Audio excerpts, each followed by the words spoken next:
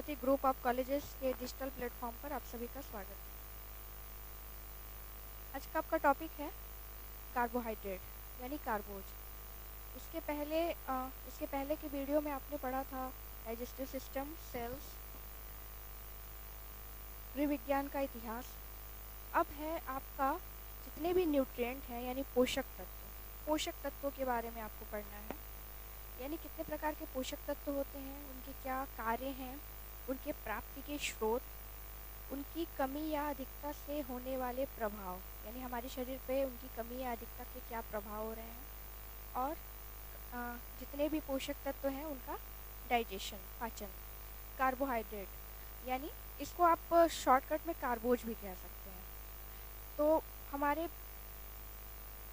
भारत में, मतलब सिर्फ भारत में ही नहीं, पूरे विश्व का सबसे अगर कोई अच्छा स्रोत है ऊर्जा प्राप्ति का तो वो कार्बोहाइड्रेट है। और यहाँ पे आपको स्क्रीन पे दिख रहा होगा कि कार्बोहाइड्रेट प्राप्ति के लिए हम बेसिकली अनाजों का सेवन करते हैं। यानी अनाज ऊर्जा प्राप्ति का बहुत अच्छा एक स्रोत है।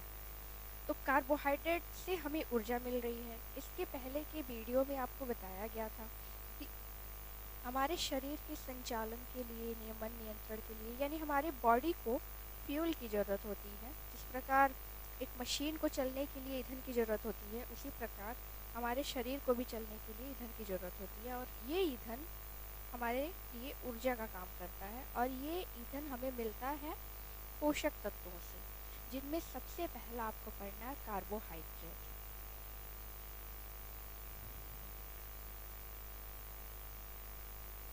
कार्बोहाइड्रेट इसमें देखते हैं, कार्बोज हमारे भोजन का मुख्य भाग है। एक साधारण व्यक्ति के भोजन में 55 से 65% तक कार्बोज ऊर्जा कार्बोज से ही मिलती है। यानी एक कोई साधारण व्यक्ति है, वो नॉर्मली अपने जो उसका डेली का जो डाइट प्लान है उसमें वो 55% से 65% तक जो ऊर्जा है वो कार्बोहाइड्रेट से प्राप्त करता है। अब यहाँ पे कार्बोहाइड्रेट से ऊर्जा मिल रही है, इसके अलावा प्रोटीन से भी ऊर्जा मिलती है, वसा से भी ऊर्जा मिलती है। लेकिन जितने व्यक्ति अब चूँकि भारत की बात की जाए तो भारत के लोग अधिकांश कार्बोहाइड्रेट का सेवन अधिक करते हैं ऊर्जा प्राप्ति के लिए, अन्य देशों की अगर तुलना की जाए तो। क्योंकि भारत एक कृषि प्रधान देश है और भारत की अधिकांश जनसंख्या कृषि पर ही आश्रित है, और अनाज इसके प्रमुख स्रोत हैं। और बहुत ईजिली, बहुत आसानी से, बहुत सस्ते दामों पे अनाज बहुत सभी के पास उपलब्ध हो जाता है। इसीलिए भारत के जो लोग हैं वो ज़्यादातर ऊर्जा प्राप्ति के लिए कार्बोहाइड्रेट का सेवन करते हैं।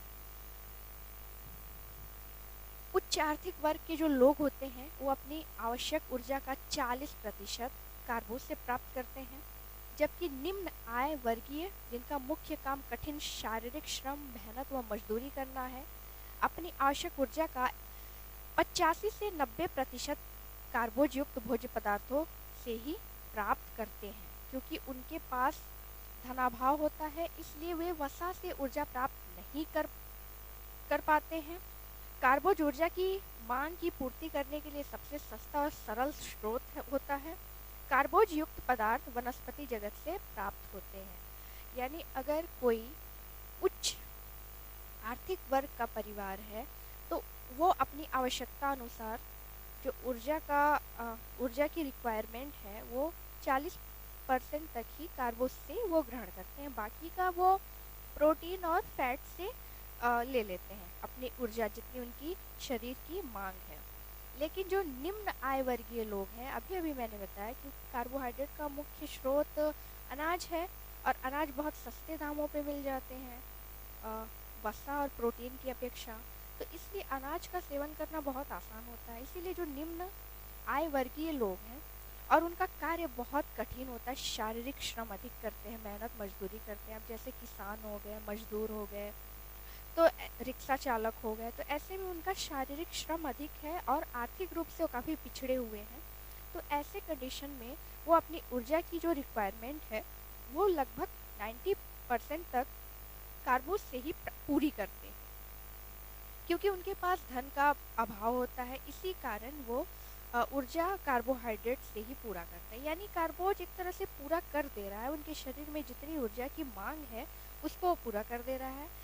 बाकी फैट का जो फैट से भी एनर्जी मिल रही है, प्रोटीन से भी एनर्जी मिल रही है। तो जिसकी आर्थिक स्थिति जैसी है वो उसी हिसाब से अपने भोजन को ग्रहण कर रहा है। क्योंकि यह कार्बोज सबसे सस्ता है और वनस्पति जगत से कार्बोज को क्या किया जाता है, प्राप्त किया जाता है। कार्बोहाइड्रेट का पेड़ पौधों में निर्माण, यानी कार्बोहाइड्रेट पेड़ पौधों के द्वारा निर्माण होता है, जो कि प्रकाश संश्लेषण की विधि द्वारा होता है। पेड़ पौधे पृथ्वी से जल लेते हैं, सूर्य का प्रकाश तथा वातावरण से कार्बन डाइऑक्साइड लेकर कार्बोज का निर्माण करते हैं। इस प्रकाश संश्लेषण की क्रिया के लिए पौधों के क्लोरोफिल वर्णक का होना आवश्यक है। प्रकाश संश्लेषण फोटोसिंथेसिस प्रक्रिया में पेड़ पौधों का क्लोरोफिल, कार्बन डाइऑक्साइड, पानी तथा सूर्य की किरणों की आपसी प्रक्रिया से कार्बोहाइड्रेट तथा ऑक्सीजन बनाती है। अब यहाँ पे आप देख सकते हैं कार्बन डाइऑक्साइड प्लस पानी, सूर्य का प्रकाश, क्लोरोफिल वर्णक और लास्ट में कार्बोहाइड्रेट प्लस ऑक्सीजन। यानी कार्बन डाइऑक्साइड प्लस जल प्लस सूर्य का प्रकाश प्लस क्लोरोफिल वर्णक मिला के कार्बोहाइड्रेट प्लस ऑक्सीजन का क्या कर रहा है, निर्माण कर रहा है।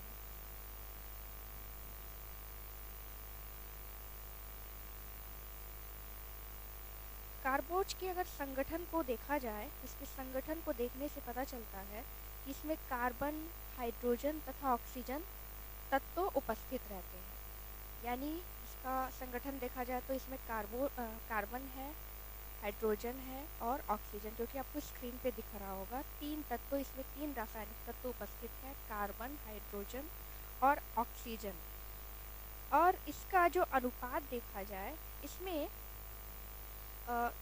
इसमें जल का जो अनुपात होता है, जल के अनुपात की तरह रहते हैं। मतलब इसमें जिस तरह से जल का अनुपात रहता है H2O, उसी अनुपात में कार्बोहाइड्रेट भी इसमें हाइड्रोजन और ऑक्सीजन के की मात्रा उपस्थित रहती है। जिस जैसे इसमें 2 भाग हाइड्रोजन का होता है तथा 1 भाग ऑक्सीजन का होता है, यानी 2 संबंधी 1, 2 भाग हाइड्रोजन का तथा 1 भाग ऑक्सीजन का इसमें उपस्थित रहता है, जिस तरह से H2O उसी प्रकार से। आगे देखते हैं। संपूर्ण विश्व में ऊर्जा प्राप्ति का मुख्य स्रोत कार्बोज है, जो कि मैंने आपको पहले ही बता दिया कि पूरे विश्व में, सिर्फ भारत में ही नहीं पूरे विश्व में ऊर्जा प्राप्ति का मुख्य स्रोत कार्बोज है। कार्बोज प्राप्ति के मुख्य स्रोत वनस्पति जगत हैं, यानी वनस्पति जगत से कार्बोज की प्राप्ति आसानी से की जा सकती है। तो इसके आगे आप पढ़ेंगे कि इसके प्राप्ति के स्रोत क्या हैं, उसके नाम आपको बताए जाएंगे कि किस किस भोज्य पदार्थों में कार्बोहाइड्रेट पर्याप्त मात्रा में पाया जाता है। एक साधारण व्यक्ति के भोजन में 55 से 65% तक ऊर्जा कार्बोज से ही मिलती है। भारतीयों के भोजन में कार्बोज का मुख्य स्थान है। कार्बोज में 1 भाग हाइड्रोजन तथा 1 भाग हाइड्रोजन नहीं है, यहाँ पे 2 भाग हाइड्रोजन मिसप्रिंट हो गया है, 2 भाग हाइड्रोजन तथा 1 भाग ऑक्सीजन का होता है, जो कि मैंने आपको पहले ही बताया। कार्बोज आपका बहुत ही बड़ा चैप्टर है, जो कि एक दिन में ख़त्म नहीं हो पाएगा। इसका अलग पार्ट भी आएगा, जो कि आपको अलग वीडियो में बनेगा। तो आज के लिए आपका वीडियो यहीं ख़त्म होता है। कार्बोहाइड्रेट के साथ ही मिलते हैं अगले वीडियो के साथ। Thank you.